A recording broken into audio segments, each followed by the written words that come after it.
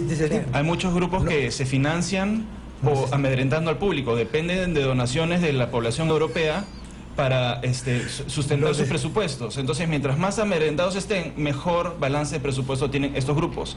Y estos grupos tienen que presentar avances en la lucha que le han prometido al público europeo. Entonces, detener el avance tecnológico en la agricultura del Perú, para ellos es un logro, es Holanda, un éxito.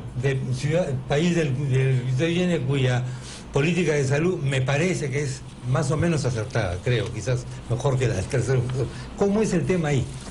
¿Cómo funciona en Holanda la regulación de estos productos? Yo no solo he estado en Holanda como trabajando en una empresa de biotecnología y ahora en una empresa de semillas, también he asistido a la mejor universidad, una de las mejores universidades del mundo en agricultura, la Universidad de Wageningen, la única universidad agrícola en Holanda. Y ahí hablando con temas científicos y técnicos, otra vez yo no soy político, así que lamentablemente no puedo darles esa temperatura.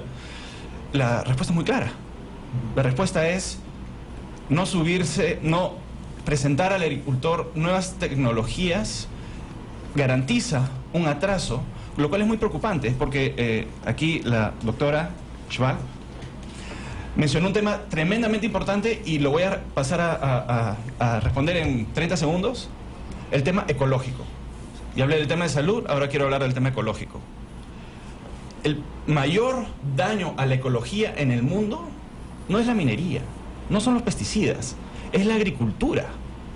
Cuando yo voy a un campo, antes que sea adquirido por la parte agrícola, está pues lleno de pájaros, y lleno de árboles y malezas, insectos, etc. Un año después yo regreso y veo un campo seco, con surcos, sin ni una brizna de hierba, insectos o pájaros. Y como agrónomo yo digo, qué bonito. Entonces la mayor preocupación que tenemos los agrónomos es producir más usando la menor cantidad de área posible y, si es posible, sin usar pesticidas. Y esto se logra con los transgénicos. Nuestros invitados, la doctora Matilde Schwab, vicerrectora de la Universidad del Pacífico, que en realidad no es una experta en transgénicos. Nosotros quizás hemos derivado demasiado la conversación hacia el tema, pero para terminar hay otros aspectos del Código del Consumidor que se están discutiendo fuertemente, que se han discutido fuertemente además. Y también, por supuesto, el tema de los transgénicos. Quizás le vamos a pedir, para concluir, a la doctora Matilde Schwab que nos diga qué otros aspectos le parecen llamativos de este proyecto de ley, por favor. Bueno, en realidad yo creo que ha habido sí un avance en esta última, esta es la tercera versión que sale del código, pero primero que yo me pregunto, que cuando leo los comentarios, se habla del código de consumo, y en realidad es un código de protección al consumidor, que es algo diferente, ¿no? O sea, porque el énfasis de un código de consumo es en proteger el mercado de consumo, y el énfasis de un código de protección al consumidor es proteger al consumidor. Entonces los comentarios que están dando a raíz de eso me están haciendo pensar que quizá hay una confusión. Y la Constitución lo que hace es defender el derecho del consumidor, no el derecho del proveedor ni el derecho de la empresa, en este tema, ¿no? Pero hay una serie de avances. Esto significa convertir pues la protección del consumidor en una política de Estado. Hay un código unificado donde están todas las normas y reglamentos integrados, ¿no? Eso le da mucho mayor garantía de que haya balance en el derecho, en las condiciones de las partes. No se discrimina al consumidor en función de su tipo de la categoría de cliente. Puede entrar alguien a un banco que no sea cliente y no tiene que esperar cuando ya no haya ninguno preferente que entre, ¿no? Cosa que hasta ahora sucede. Se facilita la comparación de precios, esto me parece un gran avance, ¿no? Hay un estándar. En otros países hace años que existe un estándar. Un consumidor tiene que saber cuánto le cuesta el gramo de este producto, independientemente de cuánto le cuesta la caja, la lata o el paquete. Y eso hoy día no es posible. No es posible comparar cuál es el producto más barato entre alternativas. La propuesta del código establece esa mejora. Luego también el hecho de anunciar los contenidos y que si son productos, tienes grasas trans, es también un avance. Y luego, muy importante, que se facilite la desvinculación del consumidor en la misma forma en que se vincula con un contrato, cosa que ahora no es fácil. Es muy fácil vincularse y muy difícil desvincularse. ¿Hay alguna cosa original peruana o todos estos son rebotes de cosas que ya se hacen en otro lado?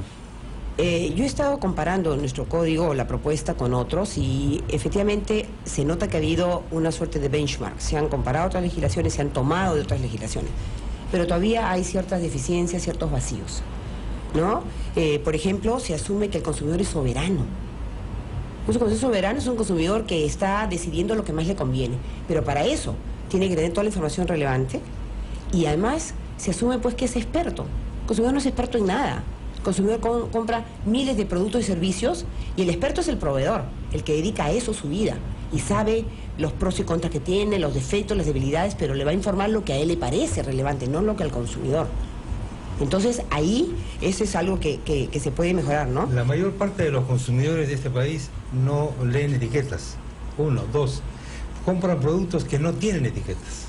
Es decir, yo compro arroz no en una bolsa, sino compro arroz en un determinado lugar. O el mercado. En el mercado, efectivamente. Y así sucesivamente, ¿no? Los alimentos. Estoy hablando de la mayoría de los peruanos, no de ese porcentaje que somos relativamente curiosos o gustados. Bueno, yo tengo que hacerlo porque de eso vivo. ¿Qué tipo de protección va a tener ese consumidor? ¿Cómo va a saber con qué agua se ha cultivado? Vuelvo, claro, lo cual nos trae nuevamente al tema de que debemos dar la palabra al doctor. Yo creo que el Estado tiene el deber de velar por la seguridad de los ciudadanos. Al Estado le corresponde establecer mínimos. Productos que pongan en riesgo la salud o la seguridad del consumidor no deberían simplemente estar en el mercado. Por ejemplo, pero ¿cómo el consumidor chequea eso? No, pues porque lo que estamos tratando es de defender al consumidor. Claro, es que hay mínimos que no se pueden, bajo los cuales no deben ponerse en el mercado. Productos que puedan causar daño o que no han sido inspeccionados y que cubran los riesgos de salud no deberían expenderse. Lo mismo, por ejemplo, el caso de los buses camión, que se dijo, bueno, que ponían en altísimo riesgo la seguridad del consumidor. ¿Por qué se ponían al mercado? El argumento era porque eran más baratos. Son más baratos, pues. Es que claro, pero es que el tema es que la comprador vida peruano, estimada doctora, hace un cálculo de costo-beneficio. Sí, pues, pero es que si lo que si la vida del consumidor es igualmente valiosa, no importa su poder adquisitivo, ahí está el problema. Entonces no puedo poner en el mercado productos que pongan en riesgo su salud y su seguridad. El problema es que parece ser que en el Perú no sabemos cuánto vale la vida. No, y parece ser que el consumidor peruano vale menos. Sí, seguro. Y eso doctor Maule, para concluir. Quisiera dar perdón. ¿Cuántos millones de personas todavía no pueden comer todos los días en este mundo maravilloso que tenemos? En este mundo súper globalizado, súper light, súper perfecto, donde todos tenemos la felicidad al alcance de la mano. Hay 2.000 millones de personas en el mundo, sobre todo en África y en Asia, pero también en muchos países de Latinoamérica, que no producen o no tienen suficiente dinero para completar una alimentación mínima.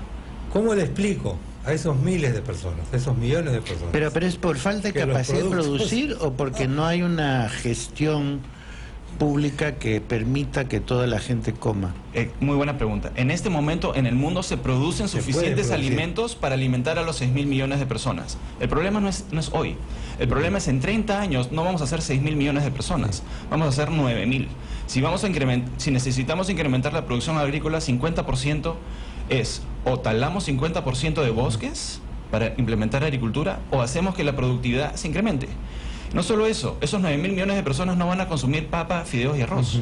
Van a consumir pollo y carne. 10 kilos de maíz producen 1 kilo de pollo. Horror. ¿Cómo alimentamos a toda esa gente?